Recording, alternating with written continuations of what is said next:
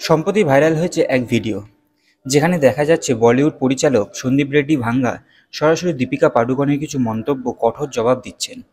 ঘটনা শুরু হয় দীপিকা পাডুকোনের একটি পুরনো সাক্ষাৎকার ঘিরে, যেখানে তিনি বলছেন, নারীকে অবমাননা করে এমন চরিত্র বা সিনেমা আমি কাজ করি না। তিনি কাজ করতে চান না।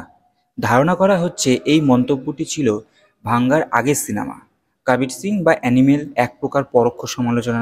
এটাই সন্দীপ রেড্ডি ভাঙ্গা, যিনি অর্জুন রেড্ডি, কবির সিং ও সম্প্রতি ব্লকবাস্টার অ্যানিমেল সিনেমার জন্য বিখ্যাত, সেই মন্তব্য ভালোভাবে নেননি।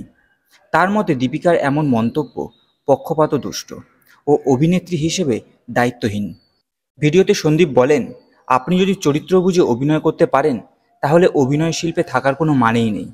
একজন অভিনেতা অভিনেত্রী হিসেবে আপনার কাজ চরিত্রকে ফুটিয়ে তোলা, বিচার করা নয়। এছাড়াও ভাঙ্গা স্পষ্ট করে জানান, আগামী সিনেমা যেখানে প্রভাস প্রধান চরিত্রে থাকছেন, সেই সিনেমায় জোর দেওয়া হচ্ছে বাস্তবধর্মী চরিত্র ও গল্পে।